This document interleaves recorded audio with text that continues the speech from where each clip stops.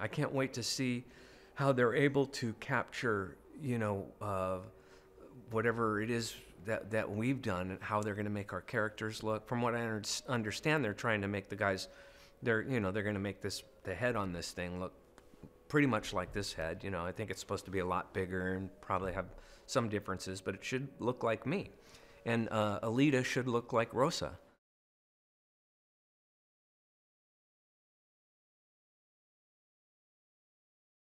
The technology does a lot more than just capture motion. It literally captures emotion.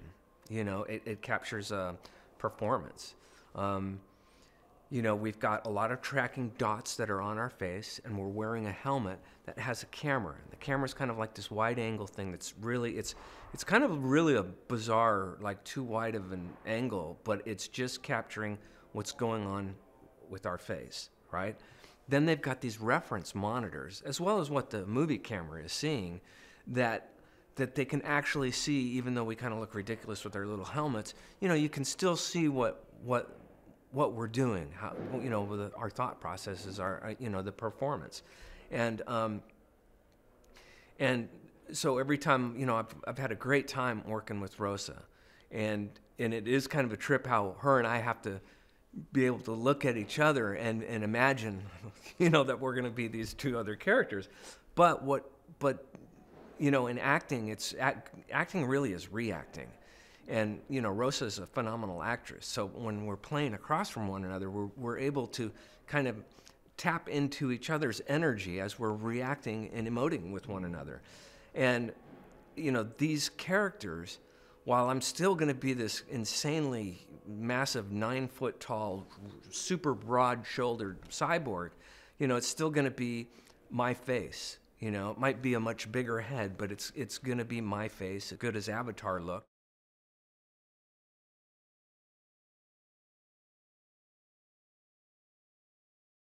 It's kind of bizarre when you talk about like the approach to performing.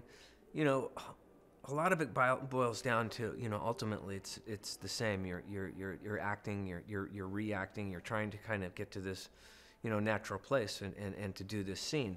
But playing a 9-foot-tall robot, or cyborg or whatever. I mean, a lot of times, there's been times where we're doing a scene, and there's a guy behind me carrying this pole with a tennis ball on the end of it. And Rosa's standing over there, and she needs to look up at that tennis ball. And so I'm performing here, and I'm looking at her ankles, So that kind of, it's not as, it's fun when we're able to look each other in the face, because then, again, that's, to me, it's much easier to react than it is to act. But sometimes as actors, you have to, like, put a little piece of tape on something, and there's your eye line, and you just have to,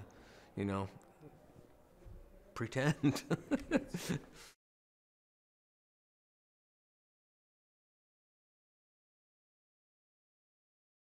Grewishka is this interesting character. He's only ever, up to a point in his life, he had been born basically in the sewers, in the underworld. And he was pretty much abandoned there. So he had this horrible life. He knew there was an above, but I think at one point in time he kind of got up to a sewer drainage ditch and was noticed by some young kids above the surface. And they basically just abused him and burnt the crap out of him, and he was left to die. So he's had this really tortured, miserable life.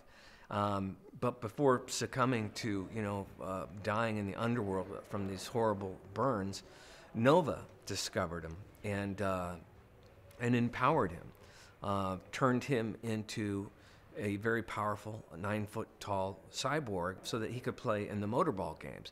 And Vector took a very strong interest in Grewishka, and Grewishka was a rising star. He was finally getting what he had always wanted in life, to have a life, to be alive, and to be noticed. And he got up to the final match where he was going to be the victor, but he lost. And when he lost when he lost Motorball and he lost the champion, what happened to him is what happened to so many people who have lost, that have been built into these powerful things. They're just kind of left out on the street.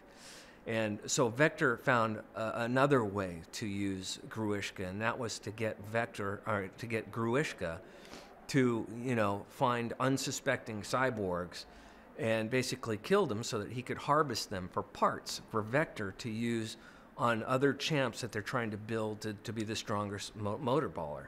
And so that's basically what Grewishka's gig now is. He's out harvesting parts from other cyborgs.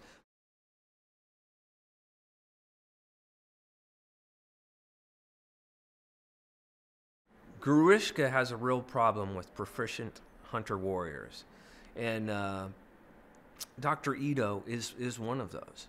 And Grewishka kind of lays out a trap for him one night when he's kind of notices he's heading in a certain direction. And that's where Grewishka, along with a couple of accomplices, basically catch him and blindside him, ambush him basically in an alley. And the gig is up for Itw at that point because, Grewishka's been after him for a while and he wants to kill him dead. So he'll stop, going after cyborgs because Grewishka wants to go after those cyborgs and harvest those parts.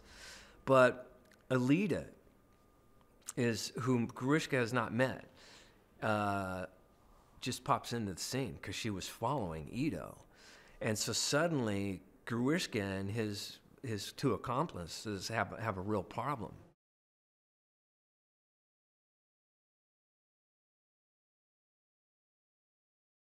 The person I've probably worked with the most is Rosa, and she's an awesome actress. I mean, it was really neat that when we had that first day of doing motion/performance capture, and it was during pre-production, so really kind of got to know her on those few days, and I think we were both just really excited to be part of this, wearing our little Teletubby outfits and looking really ridiculous and having to commit and own these scenes. But she's a phenomenal actress. I think she's just nailing this, and I can't wait to see her performance that we're gonna get to see through this CG world stuff, because I just know it's gonna be there and it's gonna be Rosa and it's gonna look awesome.